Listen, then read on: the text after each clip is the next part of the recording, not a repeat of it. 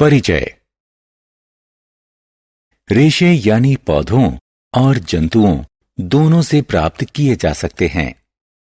कुछ परिचित पौधे जैसे कपास, जूट और सन रेशों के प्रमुख स्रोत हैं। रेशों के कुछ प्रमुख जंतु स्रोत हैं भेड़, बकरी, ऊंट, एल्पेका और लामा। यदि हम कीटों को जंतुओं से भिन्न माने तो रेशम कीट को फाइबर के कीट स्रोत के रूप में वर्गीकृत कर सकते हैं। इस पाठ में हम पशु रेशों के बारे में विस्तार से जानेंगे, खासतौर पर ऊन के बारे में। उद्देश्य। इस पाठ के अंत में आप निम्न करने में सक्षम हो जाएंगे: ऊन की विशेषताएं बताना, भेड़ की ऊन का वर्णन करना, उन जंतुओं के बारे में बताना जिनसे ऊन मिलती है, भेड़ से ऊन प्राप्त करने की प्रक्रिया का वर्णन करना, रेशों से ऊन बनाने वाले संसाधन को समझाना।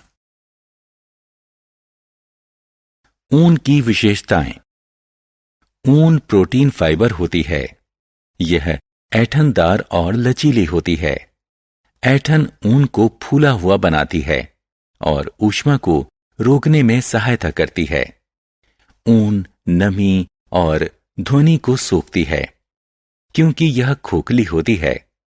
साधारणतया ऊन क्रीम जैसे सफेद रंग की होती है, लेकिन यह काला, भूरा या चांदी जैसे रंग में भी हो सकती है। ऊन हाइपो एलर्जिक होती है। दूसरे शब्दों में यह मनुष्यों में कम एलर्जी उत्पन्न करती है। भेड़ की ऊन। ऊन का मुख्य स्रोत भेड़ है। ऊन प्रदान करने वाले जंतुओं के शरीर पर बालों का मोटा कोट होता है। उनके बाल बहुत सी हवा को रोक लेते हैं। क्योंकि हवा ऊष्मा की कुचालक होती है, इसीलिए बाल जंतु को शुष्क और गर्म रखते हैं, जो ठंडी और कठिन जलवायु में जीने में सहायता करते हैं। भेड़ की बालों वाली त्वचा में 2 प्रकार के रेशे होते हैं: कड़े गलमुच्छे वाले बाल और त्वचा के महीन मुलायम बाल। महीन बाल ऊनी कपड़े बनाने में प्रयुक्त होते हैं और कड़े बालों का प्रयोग गलीचा बनाने में होता है। जंतु जो ऊन उत्पन्न करते हैं। भेड़ के अलावा कई अन्य जंतु भी ऊन का उत्पादन करते हैं। ये जंतु हैं याक। याक की ऊन तिब्बत और लद्दाख में सामान्य है। अंगोरा बकरी। यह पहाड़ी क्षेत्रों जैसे जम्मू एवं कश्मीर में पाई जाती हैं। इससे प्राप्त ऊन को अंगूरा ऊन कहते हैं। कश्मीरी बकरी। इससे प्राप्त ऊन बहुत ही मुलायम होती है और इसका प्रयोग शॉल बुनने में किया जाता है।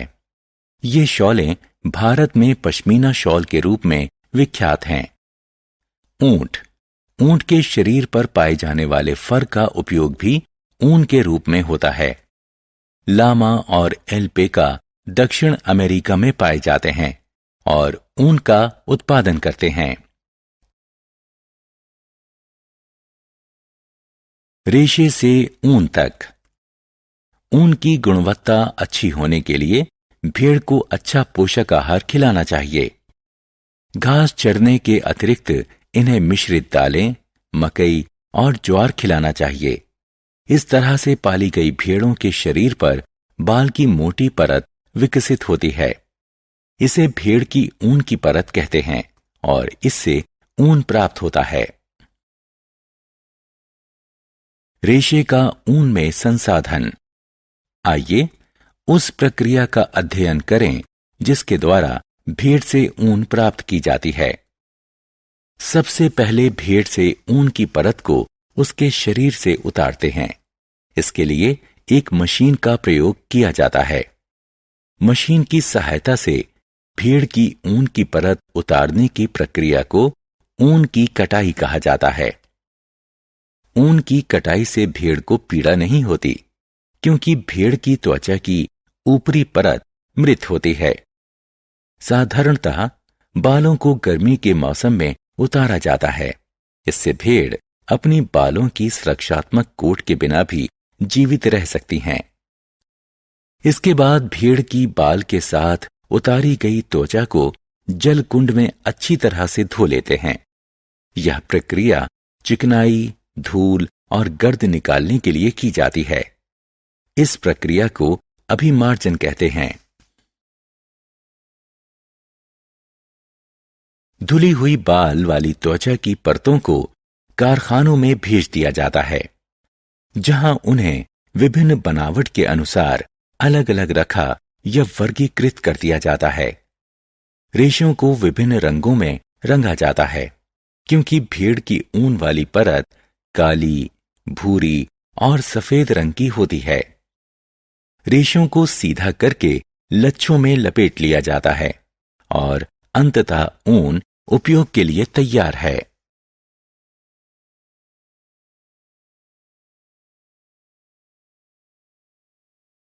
सारांश। आइए हमने जो कुछ सीखा है उसे संक्षेप में दोहराएं। ऊन एक पशु रेशा है। इसे भेड़, बकरी, ऊंट, एल्पेका और लामा से प्राप्त किया जाता है। ऊन प्रोटीन रेशा है। यह ऐंठन युक्त और लचीला होता है। मशीन की सहायता से भेड़ के शरीर से त्वचा की परत से ऊन निकालने को ऊन की कटाई कहते हैं। चिकनाई, धूल और गर्द निकालने के लिए बाल युक्त त्वचा की धुलाई करने को अभिमार्जन कहते हैं।